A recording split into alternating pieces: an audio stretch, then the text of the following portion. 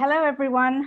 Welcome to Stories on the Rooftop. This is our first online session, and we're delighted to have so many of you join us this evening or in the afternoon, wherever you are, in different parts of the world. It's wonderful to have so many people join us today. We hope that wherever you are, you've been keeping safe and well during this time. My name is Aliza Mita, and I'm the lead for Stories on the Rooftop, which is part of the Arts and Culture portfolio of the Alykhan Youth and Sports Board. Stories on the Rooftop is a platform for sharing personal experience and engaging in open dialogue with each other. Through these conversations, we hope to enhance our understanding of the diversity of experience within our community, whilst also connecting with each other to discuss issues that are relevant to all of us. I'm delighted that Alykhan Kassam will be our speaker today. Alykhan will share his personal journey since being diagnosed with multiple sclerosis and how he has maintained a positive mindset in coping with a life-altering situation. He will also speak about his experience over the past few months, living with a pre-existing condition in the midst of the pandemic. Before I hand over to Alykhan, I'll just run through a few logistical points. Alykhan will share his story for the next 30 minutes or so, and then we'll have time for questions. Finally, as I mentioned, Stories is all about sharing personal experience, and we want to have a safe space for people to be able to share their views. So please be respectful of each other, as I know you will. We're not here to judge. So with that, I'll now like to invite Alykhan to begin his story. Thanks, Alykhan. Thank you, everyone, for being here and listening to me and joining at the top of the Ismaili Center. Thank you also to the Stories team and AKYSB for holding this session. You know, I feel really humbled and honored to be here and to share this with all of you. First off, this sounds a little bit, so right at the beginning, I want to invite Dr. Shamina Sayani to give us a little bit of a kind of overview of what multiple sclerosis is, and also a little bit about what a stem cell transplant is and what the process for all that is. Shamina, over to you. Thank you, Alykhan. So I have to fess up a little bit. I'm not an adult neurologist, I'm a children's doctor, but I think Alykhan sort of pulled me in because I'm a friend and he can bend my arm to do these things. So though I do know a little bit about neurology, that's something that I do in my role. So so let's talk about multiple sclerosis. So it's a very long term, but what does it mean? So it's a disease that impacts the nervous system. It's a neurological disease. So it impacts the brain, the spinal cord. It can impact our nerves, essentially.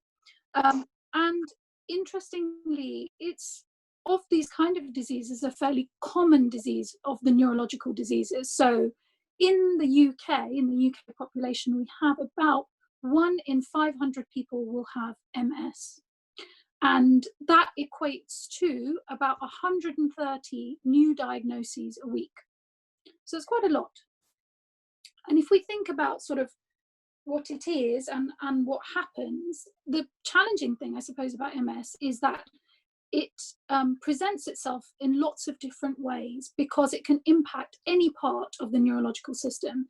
So people with MS often have a variety of symptoms. It might impact their vision, for example, their balance, the way that they move, even their emotions. So in that sense, it's quite hard to diagnose initially. And when Alykhan tells you about his story, that is part of his story, that it was hard to sort of work out what was going on. Now, what's happening with the nerves is very interesting. So our nerves have a kind of fatty sheath that runs around them, which is called myelin. And that helps to insulate our nerves, like you might insulate an electrical cord. And the idea of that is to help signal move from our brain to our muscles, for example, down the nerves.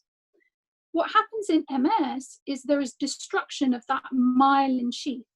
And once destroyed, on an MRI scan, it looks like little plaques or sclerosis, hence the term multiple sclerosis.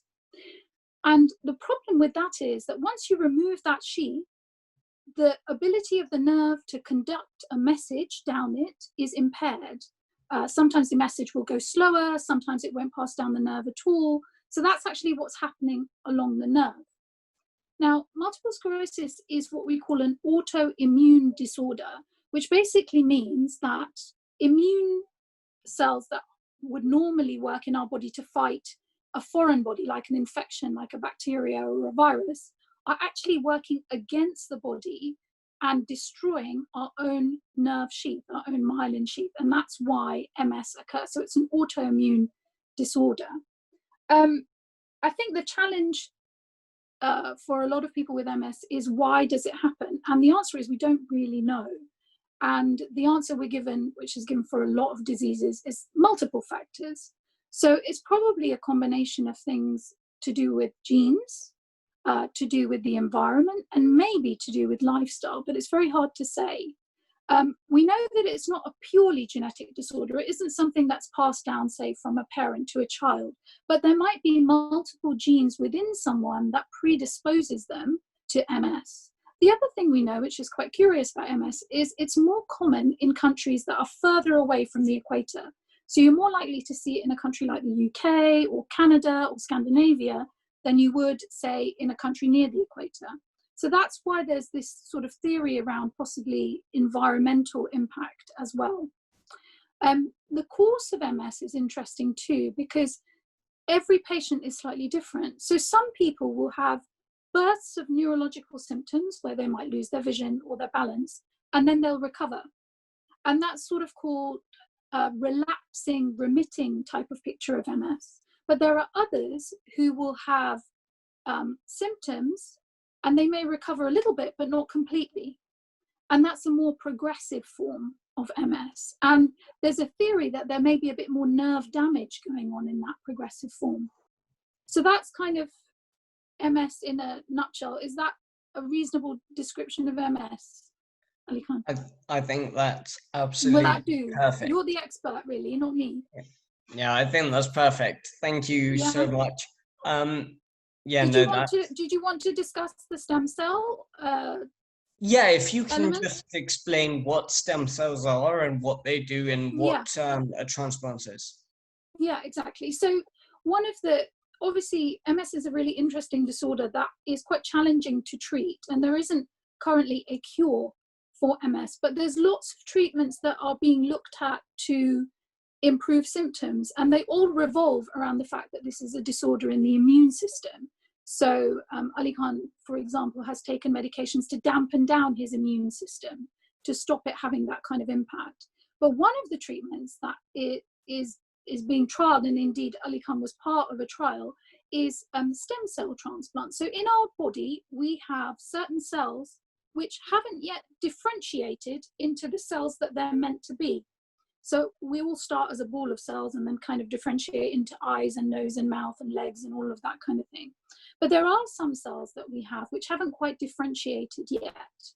And the idea is that if you can remove those cells which have a lot of potential in them from someone, then completely dampen down someone's immune system by literally knocking it out with chemotherapy, and then reintroduce those stem cells, then those stem cells will then proliferate into the cells that you need, the positive immune cells rather than the negative ones that are causing destruction. So that's the idea of a stem cell transplant, but it's quite a complex procedure because obviously you need chemotherapy and you need a lot of isolation at the time, and it can predispose you when you've dampened down that immune system to a lot of infections. But Alykhan will talk about that experience. Does that sound okay, Alykhan? In terms of a structure, the first thing I kind of wanted to go through was an introduction and a bit of talk from Shamina to explain the background into MS. Then I think it's best we go into a kind of simple background of my diagnoses. I won't bore you too much because it's a very, very long list, and how it happened sequentially is really long and a little bit boring. But hopefully I'll give you a little bit here and there. And then there are 3 takeaways I kind of want to go through. And those are 3 points that I would really like all of you to hear and to take away from this situation. And then, as Elisa said right at the beginning, we'll do a Q&A for about half an hour or a bit less. depending. If no one has any questions at all, well, we can all go and watch the Chelsea match if we really want. But yeah, so I will start with a little kind of simple background into my diagnosis. So I started having symptoms in July 2006. Yeah, it seems like a really long time ago. But that's when it all started. And I'll give you a little bit of a description of my very first episode, partially because it's interesting. It's just very, very strange, actually. What happened was I was at home. It was, July 2006. I'd just done my A-levels. I was at home going to a talk at the Smiley Center, so like 2 floors down from where we are. And I got on the tube to get there. It was quite a warm day. It was actually really warm. And it was very sunny, and anyone that knows the Central Line will know that the Central Line on a warm day isn't the nicest thing in the world because there's no AC or anything. Anyway, so I got to around White City and got a text and looked at my phone, and it was just a bunch of jumbled up letters and symbols. So I thought, okay, either the texter has messed this up or something's wrong, but it was really hot. So I put it down to that. I was like, okay, maybe I need some water and all that. Got to Notting Hill Gate where I had to change. And I've done this journey hundreds of times. Like, it's a really common journey to do. But when I got to Notting Hill Gate, I had to change lines, and I had absolutely no idea how to get there to where I was going. And I remember I was standing, so when you go through the very first, the entrance hall, when you put your ticket in, there's normally a big kind of tube map. And I remember sitting there and going, right, I'm here. I have to get to here. How do I do it? And it was very, very strange. So anyway, I took the Circle Line. I got to the Smiley Center. I thought, okay, let me put some water on my face and go to the loo, and maybe that'll help. I met a friend in the loo, and he said, oh, how were your exams? Where are you going for university? And I had absolutely no idea. So I thought that was a bit strange as well. Put some water on my face, and then walked up into the social hall, and I took some water and some biscuits, and I thought, okay, maybe it's dehydration or I don't know what. Started having this water and some biscuits, and walked towards some of my friends. And I had this really random thought that, what happens if you've dropped that biscuit? And literally my hand was like this. There was nothing in the middle. It was just face down. And I was like, I'm going to drop this water now, so I better put it on the side. So I put the water, and I saw the biscuits about 5 or 6 kind of paces back behind me. So that was obviously incredibly scary. Anyway, I walked. The lecture started. I walked to my seat. The lecture started, and so the lecture started, and about 5 minutes into the talk, my right hand just gave way, and it just felt like it wasn't there. And about 3-4 minutes after that, my right leg just gave way, and it felt like it wasn't there. Thank God I was sitting on a chair, so no one really knew it. It just like it was invisible. So then I was with my aunt, and she was dropping me home, and I told her, and she was like, hey, it's a bit weird. Went home, told my parents, and they said, look, just relax, go to sleep. We have no idea what this is, and see what happens tomorrow morning. Woke up the next morning, absolutely fine, as if nothing had happened at all. So it was, yes, I thought maybe it was a blip. I went into my school, told a couple of friends, and they said, go in and see someone. I saw my school nurse, and she said, yeah, this is far beyond my pay grade. Go and see your GP. So I went to the GP and told him, and he said, yeah, it's far beyond my pay grade. I'm going to refer you to a neurologist. And initially, when I told the neurologist, they thought it was migraine. And it was very, very slow moving, but no one really knew exactly. As Shamina said, it was very difficult to diagnose. I had more and more symptoms. The same thing happened about a year later, and in between that, there was absolutely nothing. I was fine. And then in September 2009, it was diagnosed as multiple sclerosis, but with no kind of symptoms, nothing really happening. It was very slow moving and not even moving at all in some ways. Then it was stated as a misdiagnosis, which was absolutely amazing. But then in 2013, the symptoms kind of started again. I went back to a doctor who I think might be on this call, Dr. Hadi Manji, who is a neurologist, and I'm not going to lie, he is absolutely amazing. And he re-diagnosed it in July 2013. And obviously since then, things have progressed and gotten worse.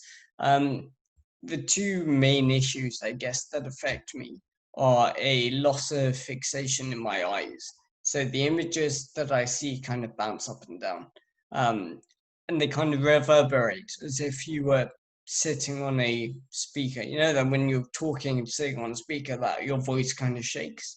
So a little bit like that, but in my eyes. So I can make out where things are, but it is difficult. And that started doing it kind of for about 30 seconds every 5 minutes. Anyway, now it was completely constant before the stem cell, and it's still completely constant. And the other kind of thing that really affects me are my legs. Severe kind of weakness, orientation, balance, coordination, just lots of leg weakness as well. And that, started on my left leg. Sorry. And then and kind of got worse and was in both legs, and I use a four-wheeled walker now. Another really interesting thing, I guess, the two kind of medical events, there have been loads, but the two that really stand out to me are, I had a lumbar puncture, and that's how you determine, it's one of the ways, of determining that someone has MS. Anyone that's had an epidural, it's in the same place. I'm not going to lie, again, it's the most painful thing in the world. Well, it was when I had it. And also my stem cell transplant, which happened in July 2018. And those are the two kind of big things. The stem cell transplant, as Shamina described, stem cells are taken out of you, you're given chemotherapy, the stem cells are put back in, and the aim is a kind of immune system reboot. And that was, it's hard to go through it. It's very hard to go through it, actually. So I read somewhere, no idea how true this is, but it's a good kind of marker that the amount of chemotherapy a cancer patient gets in 3 months is the amount that a stem cell transplant patient gets in 4 days. And it is literally not only to dampen your immune system, but it's literally to kill off all parts of it, so the stem cells can go in kind of anew and start again. So yeah, principles, I thought this would be interesting to share. Principles I live by. There are three, I guess. One is you either laugh or you cry at anything, but crying achieves nothing. The second one is do all you can and leave the rest to the big man. And the third is, look, whatever life throws at you, you may as well smile. And those are the three kind of principles that I kind of go with. Now, three takeaways that I would like everyone to kind of leave with. The first is to try different treatments and things. So regardless whether you have a medical condition or not, if something is awry, then do try different things, medical and non-medical, and just see what happens. Some will work for you, some won't. So I think being outcome driven is very smart, because that's the way I guess you can assess progress properly. Another thing that really kind of keeps me going is the constant battle with my MS. Doctors probably won't like me saying this, but I am fully convinced, literally 100% conviction, that MS will be medically sorted in my lifetime. I guess myelin regeneration is the holy grail. But I do think it is definitely possible for this to happen. I guess from a medical point of view, it's all well and good regenerating myelin, but it's about targeting that where it's needed. But just the way medical science is moving, I think it will be done. More than think, I'm convinced it kind of will be done.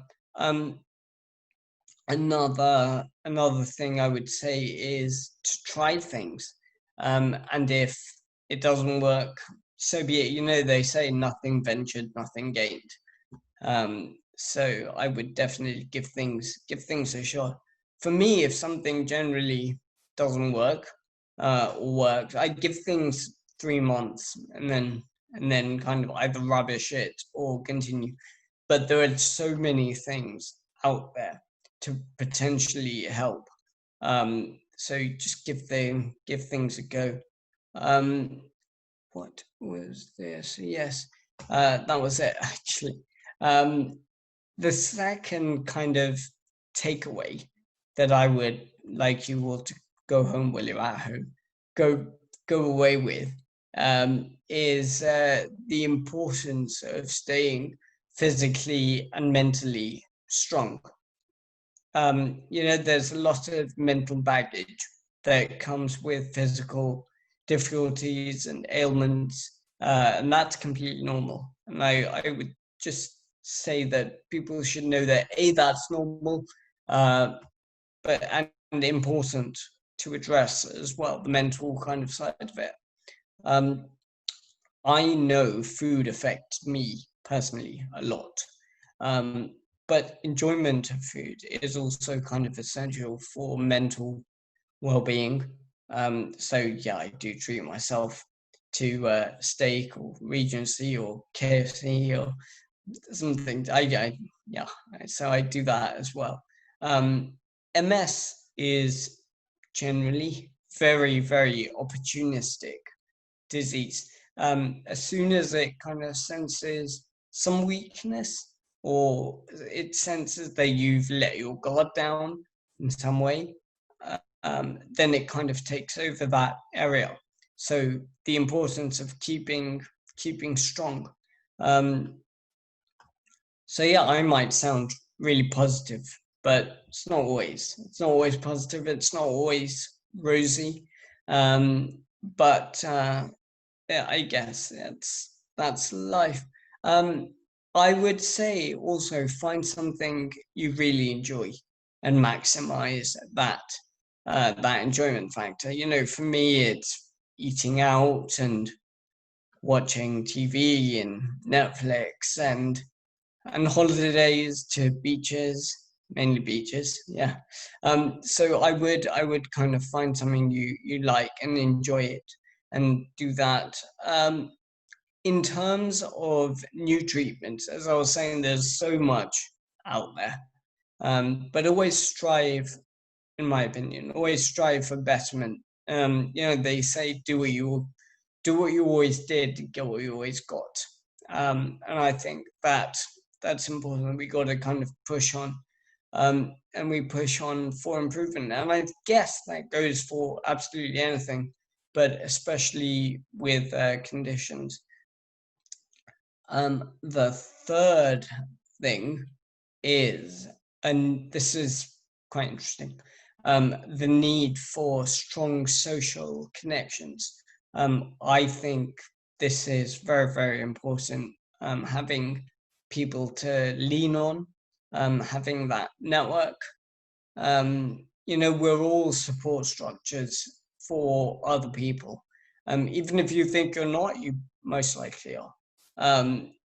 And I'm blessed and lucky in that way. I have lots of support structures. My amazing wife, Sol, parents, family, my cousins who I've always been very close to, friends, and again, in addition to kind of that immediate network, I think it's important also to have a bigger kind of outer network. I guess it helps that I'm an extrovert, but I think it's important that we all build that if needed. Another big another big connection is Jamaat Khana. Doing varas and recitations, I always have, and I enjoy that. And I think faith is really, really important, whether it be, so for example, I do Bungi, I do some sort of meditation for about 20 minutes every day, and I find that really grounds me. Another thing that really grounds me, I guess, is there's a phrase, I know it's in the Bible, I know it's in the Quran, I think it's in the Torah as well. It's a phrase that God only gives you as much as you can bear. So it's kind of empowering and humbling at the same time. Okay, I really should close and we should do some questions. Thank you again, all of you. Thank you so much, Alykhan. Thanks for taking us through your journey and being so open about your experiences. I think it's been inspirational for us all. So we already have a couple of questions come through. So if you're okay, we can start. Yeah, sure. Let's crack on. Great. So one from Anissa Wright. She says, "Have you ever encountered people feeling sorry for you? And if so, how do you deal with it?" Yes, I have.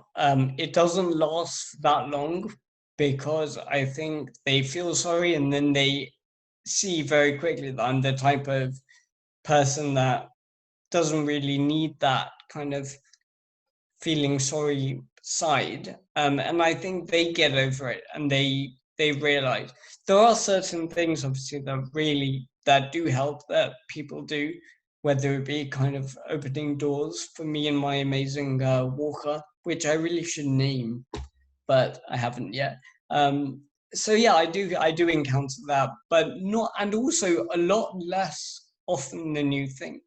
And again, that goes back to the social connection thing. People that you know and people that you've known for social connections are really interesting things. They don't think, not so much you, but anyone, don't think that just because you're an extrovert, you're quite comfortable having a large social network. Those connections are things that can be built, things that can be harnessed.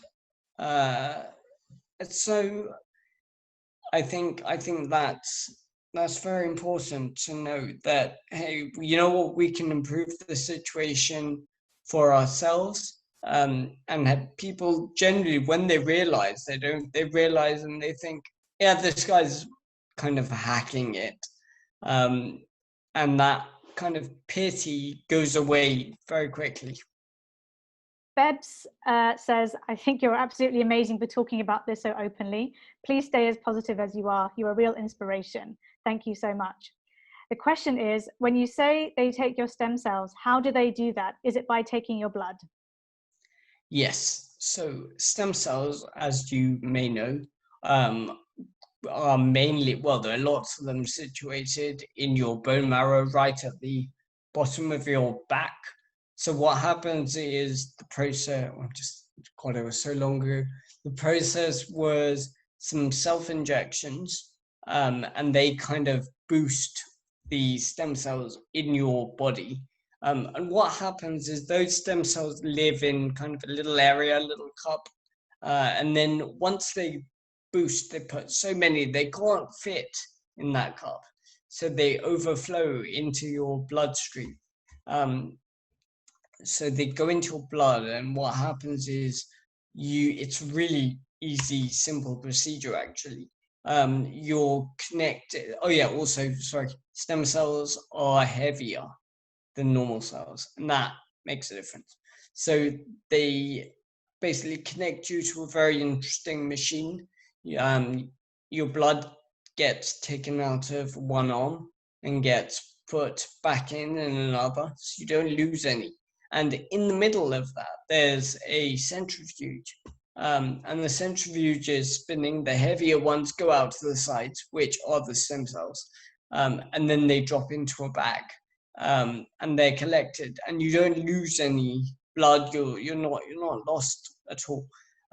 So it is very easy. It's a long process. It took about 7 hours. Not that it should have taken that long. They collected, I think they needed to collect 1 million odd stem cells, and they collected nearly 20 million. So they went a little bit wrong with going for 7 hours, but that's the process. That's how they're collected and stored and frozen afterwards, and then post-treatment they go back into you. Wow, that's quite a long time that you had to spend. Reshma says, thank you for sharing your story. You are really inspirational. Would you suggest any vitamins or herbal therapies to help patients with MS? I have tried a lot. I have tried everything from diet to acupuncture with needles in your skull, which sounds painful, but it's not. In terms of herbal remedies, I am not 100% sure. The problem with herbal remedies is that they're not kind of backed up by any science. The good thing with them is generally with herbal stuff, you put them into your body. If your body doesn't need it, they get kind of excreted out. So it's not really a big issue. I do enjoy the ones that I feel make a difference, I guess, are vitamin C, mainly ester C, which is one of the vitamin C's. And I find that kind of helps and gives me a little bit more strength. But unfortunately, as of yet, I haven't found anything that really, really kind of helps. Alykhan, can I come in a bit? I feel like I Yeah, have to, because we've just said the word herbal remedies, which doesn't mean that doctors necessarily disapprove. But I did want to say, I know, Alykhan, you've tried a variety of different things, and your sort of system of doing things is try it for 3 months, and then if it doesn't work, try something else. And that's probably very sensible. I think the only thing I wanted to add is that you've got to be a little bit careful with some types of herbal remedies. So Chinese herbal medicines sometimes contain immune modulating drugs, and that's the only one where we get a bit worried. So you can find things like steroids, for example, which can dampen down the immune system in those kind of drugs. So though probably most herbal stuff does pass straight through you and doesn't do very much, there are some risks with some of the non-regulated stuff. So it's worth talking to your doctor or neurologist, at least telling them what you're up to, particularly with those kind of medicines. But I think, Alykhan has always had the attitude that he's going to try it, and if it works, it works. And you've tried a lot. Thanks, Shamina, also for sharing a perspective on that. Anar's question, or Anar says, you are amazingly positive to have gone through this challenge. Most autoimmune diseases encourage major diet and exercise regimes. How much did you change? How much change did you introduce? So into the stem cell treatment itself, actually, absolutely no change. No, I have tried kind of different diets and exercise things. Exercise is a great one because it really kind of keeps you moving and keeps your joints kind of going and doing the right thing. So that really helps. But for the actual treatment, there was nothing required.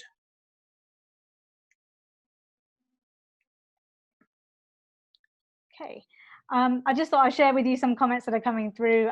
Ashifa, Nusrat, Aisha, Ajay, Razia have all said, thank you for sharing your story. Love how honest you are, and we hope it will help others with their chronic long-term conditions. And we admire your outlook and how open you are. So I just wanted to share that. The next question is from Ahil, who also says, thank you for sharing your story. You mentioned giving different interventions a go, often for 3 months, and if it didn't work, not following through with it. Did this include alternative medicines, i.e. non-traditional approaches or home remedies? We sort of covered that, but just to ask if you did try. I think you said. Yes, I did. I tried lots of alternative things, and those are the ones that I really give that kind of time to. I'm not saying that 3 months is right for everyone. Some may be more, some may be less, but the only reason I picked 3 months was there's so much stuff out there, and a lot of it is not going to work for you. But some may. So I thought kind of a quarter of a year gives a good enough kind of time frame for things to work. And if it doesn't work, you haven't kind of lost too much. And then after 3 months, you kind of give it a little while. You don't really stop something on Monday and start something new on Tuesday. You give it a good few weeks to kind of wash out of your system, whatever it was, and then kind of start again. Great. And sort of a connected question from Jenna, who says that you mentioned the 3 months thing with regard to trying new things. Can you give an example of one thing that you tried that helped you and one thing that you tried that didn't? Yes. So let's do the one thing that didn't first. So I did a diet which was absolutely insane. I've done about 3 of them actually, 3 different ones, and it was horrible. It was like literally, God, I can't even remember. It was it was basically raw or raw vegan for a while, for a month, and then it was vegan, kind of vegan, but even stricter in terms of the oils and things that you can use. So I gave that a whirl. It didn't work, thankfully, in a way, because I don't think I could live my life as a vegan. Sorry to any vegans, but that was very difficult. Something that did work. So there was an actual medical drug there is right now that I'm still having actually. And it is to help walking. And it basically increases your walking speed and walking ability. And it's called Vampira. And the actual drug name is Fampridine. And it definitely does work because I did a measure of a 10-meter walk before and 2 weeks after starting to take it, and 2 weeks after it increased by 4 or 5 steps, which doesn't sound by that much, but in terms of speed as well, it had increased by 28%, I think, over 10 meters, which isn't really very long, but the percentage kind of helps you imagine that it really is helpful. And a couple of days I've actually missed having my vampira. I can feel it. The walking slows down, the foot drags more, so you get a better lift in your kind of ankle joints with that drug. Thank you. The question from Hafiz: are there tools that you use to find others and places and events to take part in physical activity and stay socially connected? So yes, there are loads.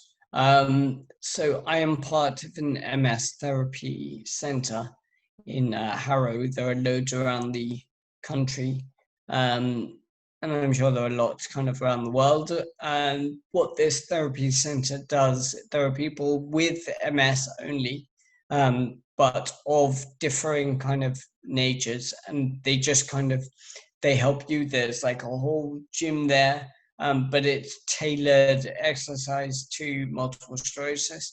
There are also some guys actually recently I saw.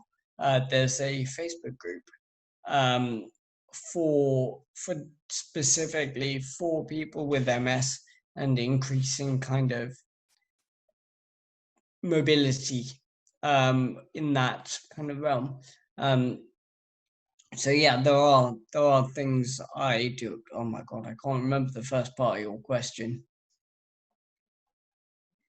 It was just how the tools that you use to find others and stay connected. So you mentioned. Yeah. Those. So the tools kind of I use, I guess, are social networking, mainly. There are people from my MS therapy center that I do kind of speak to and connect that way. Yeah, it's mainly social networking. It would be, there are lots and lots of MS groups.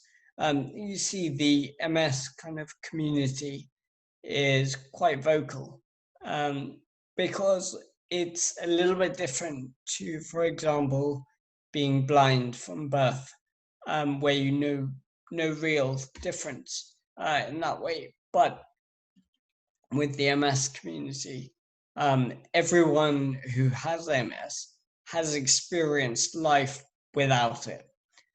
So they are kind of up for getting back to that and trying their hardest.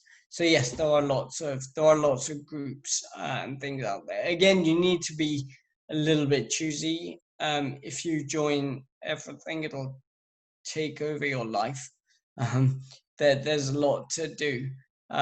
So kind of pick the ones, I guess, that sit best with you. Thank you. So we've had lots of people come on the chat to say thank you for sharing your story, and for the inspirational words that you've shared. A question from Shahin. She says, your wife and family must also be on a journey too. Is it a different story with different challenges for them also, and how do they approach it? That is a really, really good question. They are obviously also on a journey. It is different because obviously they don't know all the ins and outs of absolutely all the feelings and the mental baggage and all that. But I'm sure I know it's very difficult for them. For my wife, especially, for my parents, family generally. Yeah, I'm convinced it is. That is a question, I guess, that is aimed slightly more at them. So I guess if you send me a message after, then we can kind of find out. But yeah, they are on a journey and they are on a slightly differing one. But it is amazing that everyone, especially them, are so supportive. Alykhan, I was just thinking as we were talking and listening to everybody's answers and questions, your answers, everybody's questions, that one of the things maybe we haven't talked about, but it's quite important, in addition to the support groups, is the kind of psychological and psychotherapy type support for mental health, which is, you know, available both to people who have MS, but also to their families. And that becomes quite a key thing in the tough times. As you said, you're quite positive, aren't you? You're always the one looking for hope, and that's a very good thing to do. But there can be tough times, and I suppose having that psychological support is also important. And I just thought I'd add that into the mix with all the hundreds of other things that people try for MS. Yeah, I 100% agree with you. I think it's vital what you're saying, that the people kind of closest to you are supported as well, whether it be with MS or with anything, with any kind of condition or in life generally. It's very important. And I think what you kind of said really sums it up perfectly. Thanks. So question here from Ashifa. Since having the stem cell transplant, is your MS now stable? What are the challenges you face with your daily medications? So that's an awesome question. So post stem cell, yes, nothing new has come in. Things that were pre-existing, some have gone away. I used to get loads of bladder symptoms and urgency, and those kind of disappeared overnight post stem cell. I guess that kind of when a lot has kind of stayed, the loss of fixation in my eyes, and also the walking issues. They've kind of stayed and maybe gotten better or stayed the same or gotten slightly worse. But I think the really important thing with the stem cell is it gives you a new kind of baseline.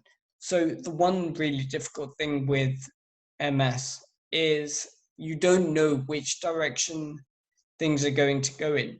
But post stem cell, everything's kind of plateaued in a nice kind of way. So at least you know what you're dealing with. Thank you. A question from Elise. She says, some people don't like talking about illnesses, either because they feel certain subjects are taboo or because it's a painful reminder. So how do you feel about friends broaching the subject of your MS? Do you feel comfortable talking about it? Yes, I do. As you may have guessed from today even, I am quite happy sharing my story and also sharing things that have worked and haven't worked for me. I really like it. Very few people actually come up to you and say what's really happened, and how is it affecting you. And most people are really supportive and very helpful. But I don't mind at all. I know some people with certain conditions kind of shy away from talking about it, but I think it's right to talk about it. And I think it's good and it helps other people as well. Great. Well, I'm kind of on the subject of being positive and talking about it on a slightly different sort of subject. We have a couple of questions. Shanila says, it was good to hear your personal reflections, but can you please share with us your favorite TV and film recommendations? Yeah, I can. That I watch far too much TV. In terms of Netflix, I would say there's so I don't really like movies. I enjoy TV shows, something where you can kind of get your teeth into a bit more. And the ones that I would recommend on Netflix are Power and Money Heist. Money Heist is in Spanish, so I started with putting subtitles on, and that lasted all of about 10 minutes. And I was like, yeah, it's too much effort. And then I changed the audio language, So those are Netflix, Amazon Prime. I started watching Little Fires Everywhere and didn't really like it. There are a couple on there actually that are quite good. And also on iPlayer and stuff, there are quite a few. But I think my top recommendations are Power and Money Heist. Thank you. I disagree with you about Little Fires Everywhere. I really liked it. Well, we're kind of quickly getting to time, so I'm going to try and maybe just do a couple more questions. Thank you, everyone, for sharing them. There's a question here from Salim, who says, it's hard to talk about, it's hard to know how much to talk about MS. I tend to go with the idea, if you feel like talking about it, you'll bring it up.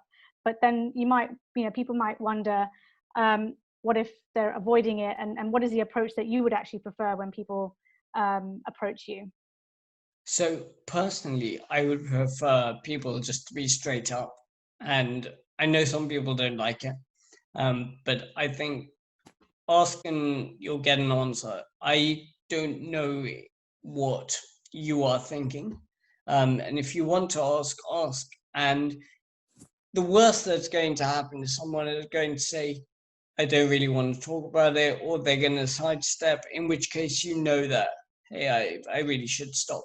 But most people generally, especially with MS, are quite happy to talk about it.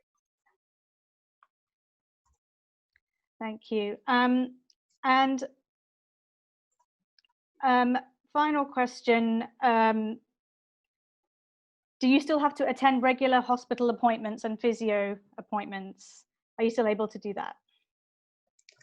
Yes, I do, and I am more for maintenance, especially the physio ones. So that, I guess, has completely stopped in lockdown. One of my physios actually does a Zoom session with me, but the other two have kind of stopped. I try hydrotherapy, which and that stopped, and that's incredible. I also go to my MS therapy center generally on Tuesdays, and I haven't been able to do that. And I do feel that I do miss that, actually. I miss the social side, but I also, one thing with physios, if you're doing your own exercise at home, you will kind of take it to a point until you're tired or until your muscles say, no, I can't do it anymore. Whereas a physio quite often will say, no, keep going. You got to do a couple more reps. So they'll take you to a point a little bit further than your comfort area. And I think, personally, that that's really important. Maintaining is one thing, but obviously we don't want to maintain, we want to get better. So being pushed a little bit is really useful. You were saying that I don't go to that. What do I feel about my physios and stuff? And I think that's the main kind of thing. Sorry, that was my alarm. Don't know what it said. I think it said stop eating, because one thing with Vampiro is you can't eat for an hour and a half either side. So I normally stop eating at 9 and then take it at 10:30. You have to do it twice a day, so that cuts kind of 6 hours of food time, and I'm one of those nibblers. So it's nice having reminders on your phone just for all that. So yeah, that's another thing I would kind of recommend, that if you can have like a phone reminder or something to help you just take a little bit of mental effort away, and you can either put that effort into something else, or you can actually keep it as extra capacity. But yeah, sorry, I think I completely missed your question. My alarm just decided to go off.